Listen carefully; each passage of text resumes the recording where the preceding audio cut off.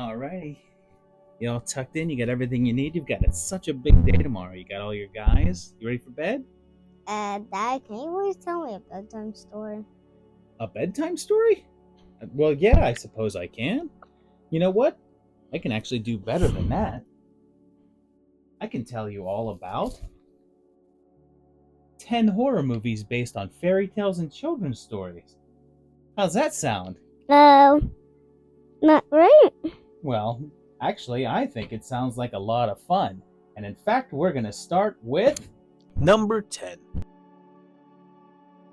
1995 is the year in which our journey begins, as we take a look at Rumpelstiltskin. It kicks off in the 14 double O's, and a group chases a man with a distorted pose. He's stolen a baby, and they claim it back, and is banished with a curse from a witch's attack. We then bounce ahead to the present day, and it looks like we're set in the L of the A. Two cops are here, and one's expecting a son, but his life is soon ended by a carjacker's gun. Agnes DePesto pops in, and soon the child does grow. I'm looking for baby John Stillard. Oh, hey, is this the Daily Show? They find this weird shop and that statue of jade in which the spirit of Rumpy is laid. Shelley buys it and sheds a tear while making a wish, and that of course reanimates the little son of a bitch. Dad, what's a son of a bitch? Ask your mom. He takes the form of her dead guy, and I guess they get nude? Is this the only horror villain that we know got screwed? He wants the kid and can't be stopped, and this guy is here, and does he only play cops? He shows up and breaks Haley's neck for a kill, then steals a bike and a truck because the dude has no chill. Shelley teams up with some Howard Stern clone and goes on the run, and has to stay one step ahead of Rumpelstiltskin. And Mark Jones is writer and director of this one, and he had previously done Leprechaun. He was actually all set to do the sequel to that show, but instead opted to give this one a go. It had a pretty strong budget at $3 million, some of which I guess went to exploding trucks. It didn't have the Lep's luck though, because on opening day, it only managed to make about $300K. Jones kept trying to get a sequel made though, and for some 20 years tried to raise the dough. Unfortunately, no one took him up on that, so this was the only time we'd see Rumpy's felled hat. Number 9. Our next item here is from 2023, so it's new, and it's Mary Had a Little Lamb just for you. It starts with a woman and some bloodied up kids, and her big monstrous son chops them up into bits. He's wearing a sheep mask on his face, and then there's a podcaster talking about a cold case. Just how many true crime podcasts are there anyway? It seems like I hear about 20 new ones each day. Danielle Scott is here, so this is low-budget Brit. Because if you're in England making a horror movie with no money, she's in it. Carla's show is about to be cancelled, and so she needs to come up with the goods. And she hears about those missing people in a place called Warp Woods. They head out and try to find the missing pair, and as expected, there's no phone signal out there. There's an old house out there and no one's around except, what do you know? This is where Mary is found. She seems a bit loopy, but their van is broke down, so they chose to stay with her instead of heading back to town. They all want to leave, but Carla insists they stay, so if they all die, it's her fault, okay? Sure enough, the little lamb's on the attack, and Mary's trying to put him back. And yes, this is in England, and it's made on the cheap, by the same company that made The Killing Tree. The director's a guy named Jason Arbor, it's true, that it looks like it might be his feature debut. He's done some shorts and music videos before, and did special effects for around a dozen films more. It doesn't have a whole lot to do with the nursery rhyme, except for Mary and that lamb mask and an interest in crime. After all, Mary took that thing to school, and they tell you right there, it's against the rules. I'm not sure if it's breaking any laws or whatnot, but it's still breaking the code, and I don't know, that's all I've got. funny thing is that near the ending of this, it feels like it should be on the video of Texas Chainsaw rips. It's not terrible, but it is a bit stale, and feels like a standard backwoods slasher tale. Number 8. This next one is also recent, from the year 2023, and it's entitled The Madness of Humpty Dumpty. Now, this is the third part of this film series, and I've previously covered the first 2 of these. It starts with a woman whose son died in '04, although she's got his tombstone from the old dollar store. She then does a spell to try to bring him back, and the old Humpty D appears out of the black. He places her kid's spirit right into the dummy, and then jumps ahead to the present day. This young couple is on their way to the remote countryside as Bailey returns to the home that she used to reside. They're both artists and hoping for some quiet inspiration, and we find out her mother had schizophrenicism. She keeps having visions of the lady from the start and wonders if she might be coming apart. He gives her a necklace like his name was Ash, and she keeps hearing voices, echoes from her past. They find the dump there, and she says it was hers as a kid, and for real, who would even let their child go near this? She starts seeing weird stuff show up all around, but Tom refuses to leave so he can get his book writing down. She encounters an old woman out in the field, but the little dude kills her with a knife that he wields. And again, like I said on his earlier flicks, the Dumpty is done with really cheap tricks. It's just 2 freaking masks, one normal, one creature, that they just switch between them in this low-budget feature. He keeps killing people, although there's no blood or guts, but is the puppet really alive, or is Bailey just nuts? And even though this is part 3 of this saga, there's no connection to either of the earlier fodder. So, the director's Daniel Yates, and it's his very first feature, but the writer has given us several earlier creatures. The script's by Harry Boxley, who did Little Lamb too, so I guess he likes nursery rhyme stories come true? There's really no connection to the Humpty Dumpty tale, it's just a guy in a mask and his head's cracked and pale. Number 7. 23 seems to be popular for this kind of plot device because in that same year was this one, 3 Blind Mice. This kicks off with a young woman on the run through the forest. Her friends were just killed and she's likely next. This guy named Gerald yells at her to keep shush, but then is constantly shouting, so dude, like ferme le bouche. Something attacks them that makes sounds like little squeals, and they're quickly split open like human banana peels. Then Abigail here has some drug troubles, and hold on a second, am I seeing double? Nope, it's not just issues with my vision, it's true. May Kelly was in Mary Had a Little Lamb too. Because this is another low-budget British horror fest, and the rosters for those are always kind of just feels like incest. Her family has an intervention of a kind and is sent to a rehab out in the countryside. Of course, it's out in the middle of nowhere, and Abigail's just too horrible a person to bear. They made her completely impossible to like, so I guess like the other movie, she's gonna be the only one not to die. The 3 mice guys are there, and yes, they're all blind as bats, but I guess use bows and arrows, so how about that? I guess they don't kill everyone and take them captive as well, and I guess prepare yourself to hear this girl yell.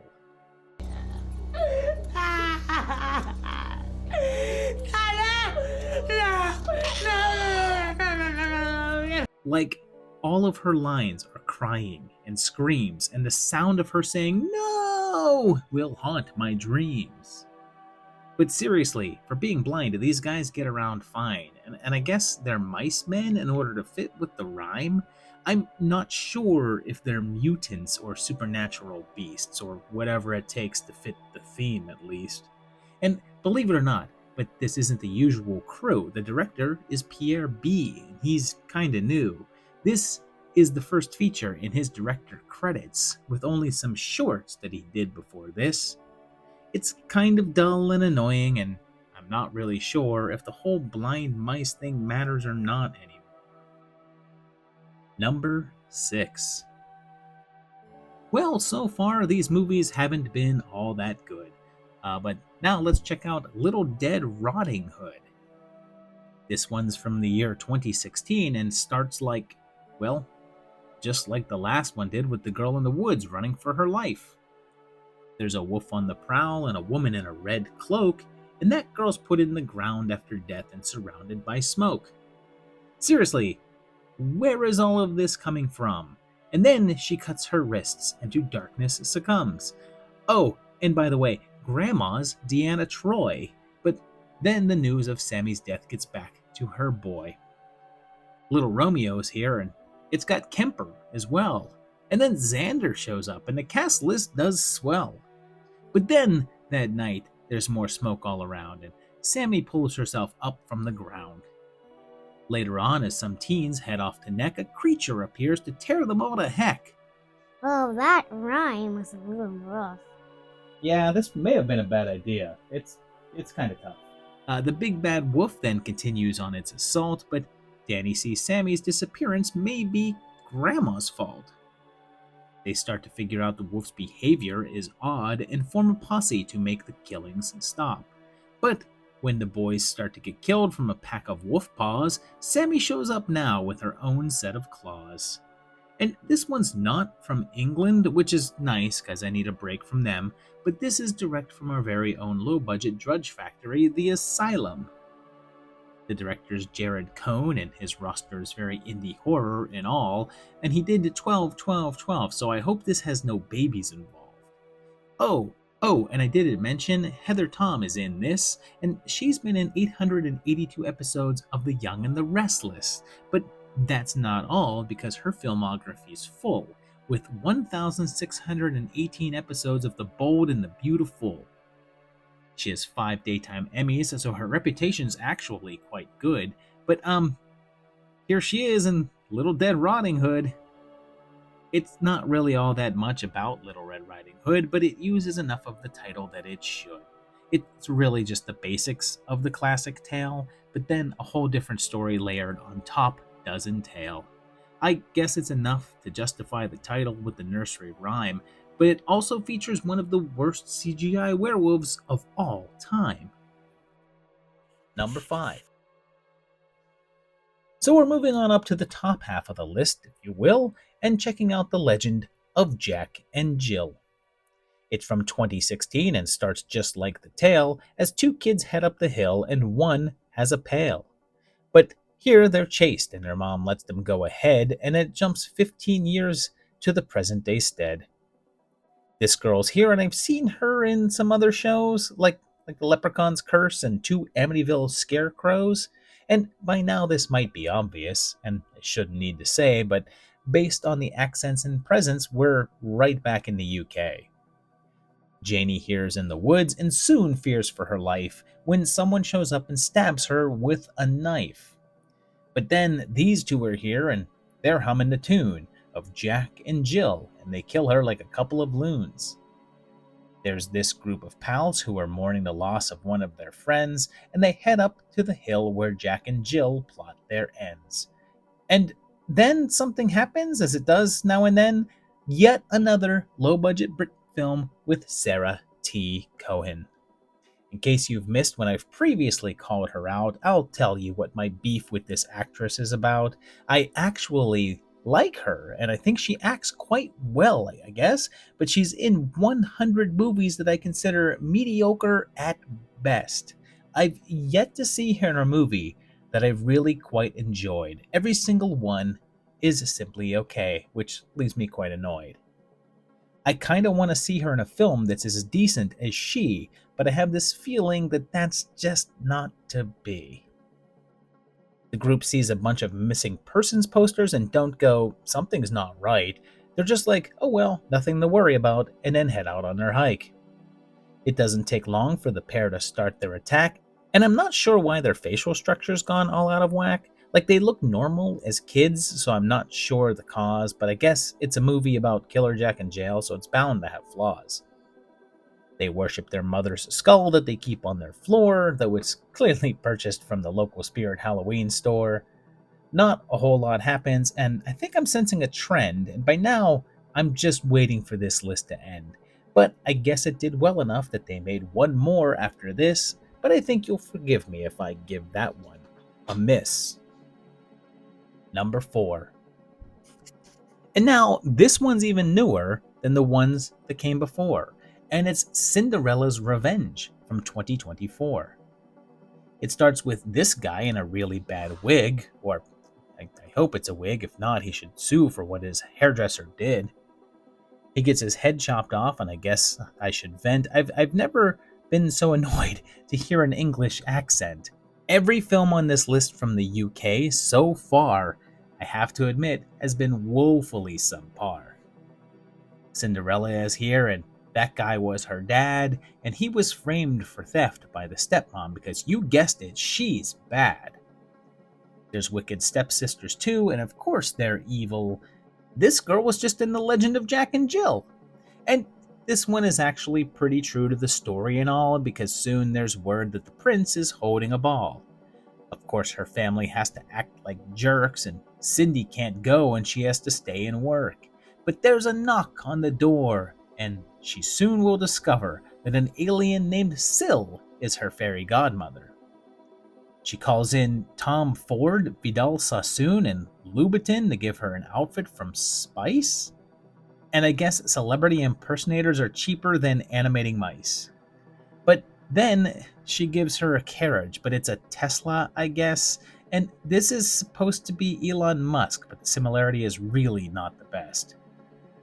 Cindy shows up at the ball wearing her new gown, but her family sees her and of course put her down. But she meets the prince and of course leaves her shoe, and up till now it's just the classic story with a change or two.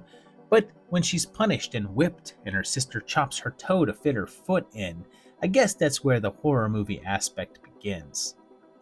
Fairy Godma comes back and says to get revenge on them all, so the violence begins and it's a rather different kind of ball. And yes, this is another low-budget Brit effort, but it's better than the others, so there's less overall hurt. I won't call it good because, yeah, that's not quite the word, but compared to the others, well, it's not a dull turd. Number 3. I kind of want to tap out, but I guess I have to do my duty, so let's continue with 2016's The Curse of Sleeping Beauty. It begins with a guy out in the desert in the heat, and he finds a woman alone in a bed, all covered in sheets. And then he does the thing that absolutely no one ever should. He sees a strange woman alone and tries to kiss her, and hey dude, that's no good. It's just a dream though, and it seems to be recurring, and his therapist says that it's a non-moving on thing. Turns out that he's contacted about an inheritance from an uncle that he doesn't know, and he says it makes no sense. It's an old spooky property, and I know it's a standard horror plot, but I'll take that inheritance right now, and I will complain not. So, come on, mysterious family member I've not yet met, will me a house with some ghost in it, and I will not sweat. Scott Farkas shows up for like 2 scenes, and he heads out to the house, which is said to be haunted by spiritual beings. He's told to stay out of the cellar, and that sounds like good advice, because when he arrives it's all dusty and has no lights.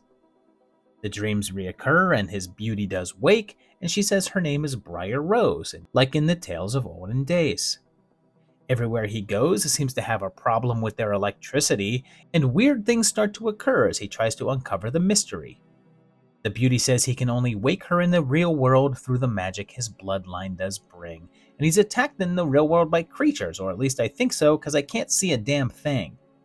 And then Willard shows up to help out with his task, and this one's from America, so I guess that's the least I can ask. It's by Perry Reginald Teo, who also wrote the script here, but sadly passed away just last year. And this one's half decent, and builds upon the fairy tale story. At least I think so from the parts that I could actually see. Number 2. We're getting closer to the end, and I'm happy to say, let's go to 96 for a film called Freeway. Now, this one is a little more well known than the rest, so let's check it out and see why I have it second best. The opening shows us cartoons of a big bad wolf attacking Red Riding Hood, so the fact that this is a take on that tale should be understood. Elle Woods is here and she can't read anything, and her boyfriend's the Shocker, and her mom's Lydia from The Fisher King. Her mom's boyfriend's a pretender, and he's a touchy pervert, and they get arrested, leaving Vanessa with a social worker. She says that she has a grandma that can take her in and cuffs her to a bed, and her journey begins. She says goodbye to Chopper and proceeds to leave town, moments before he gets randomly gunned down. She has car trouble and loses all power, but luckily along comes Agent Jack Bauer. He gives her a ride, and his name's Bob Wolverton, and I guess you could say the fairy tale part has begun. At first he seems nice and listens to her woes, but you know he's the wolf and you know how this goes. His dark side comes out, and it turns out that he's a serial killer on the hunt, but she gets the upper hand and puts bullets in his back and front.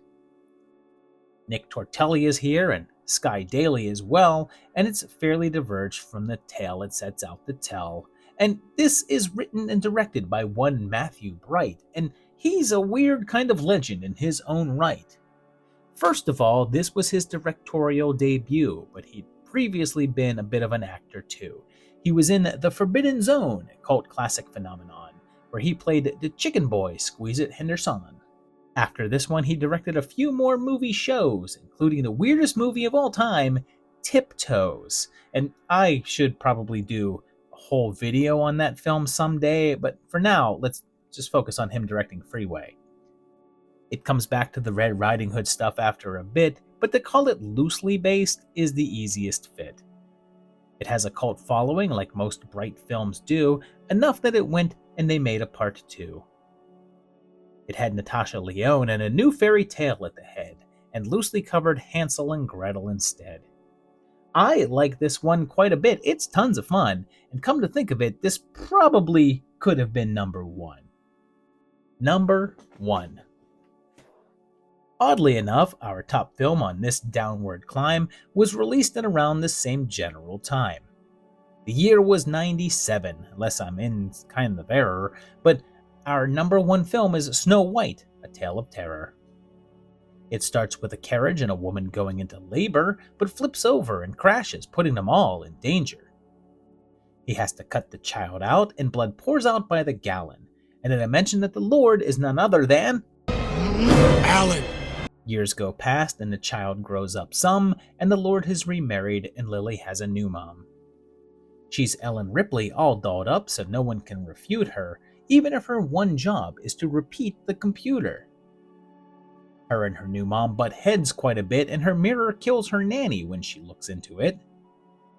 More years passed, and Lily's now a young lady, and likely looks like she'll take on both Jason and Freddy. Claudia's pregnant, and seems like she's kind to the young gal, but she's a bit snotty and rude, and her stepmom's not her best pal. When she has a stillbirth and can no longer bear young, she turns to the mirror and by its evil is overcome. Lily's in love with this dude with obviously very real hair, but the queen's brother attacks with the intent to kill, so she runs off in despair. Just like the classic story of lore, the brother pretends he did the deed by presenting the heart of a boar. She ends up running into 7 dirty miners out there. That's with an ER, not an OR. They're not little kids if you care. I guess they take the place of the dwarves in this take on the tale, but Claudia finds out about her brother's betrayal. So she then has to stalk Lily to get her revenge, while she's, I guess, kind of held captive by these 7 men? And this was a rather expensive telling of the fairy tale, close to 30 million, which is more than most of the others here did entail. It was by Michael Cohn, and he didn't do all that much more. After this film, he took a break of a decade or more. It was originally intended for a theatrical go, but instead it went straight to cable for reasons unknown. It aired on Showtime, and the reviews weren't all that hot, but it still got nominated for 3 Daytime Emmys, but lost the lot. It's number 1 on this list because it's the clearest example I could find of the purpose and theme that came to my mind. It was a horror version of a classic fairy tale page and matches the story at nearly every stage. So there you have it, your bedtime tale. And I think she's out. I think we're okay. Well, hope you enjoyed that. I hope you enjoyed those films. I know I kind of didn't. But, let me know if you've seen them, or if you like them, or if you want to see them, or if you want to see more of this kind of thing. If you enjoyed the video, of course, hit the like button. If you enjoyed my rhymes, I don't see how you can't hit the like button. If you enjoyed what you see on the channel, maybe hit the subscribe button and hit the bell so you get notified when new videos are coming out. And of course, check out my Patreon page at patreon.com/movietimelines. I mean, if you don't, she's going to be so disappointed. You don't want to do that to her, do you? But yeah, in the meantime, I'm going to go because this is about the time that the monsters come out from under the bed.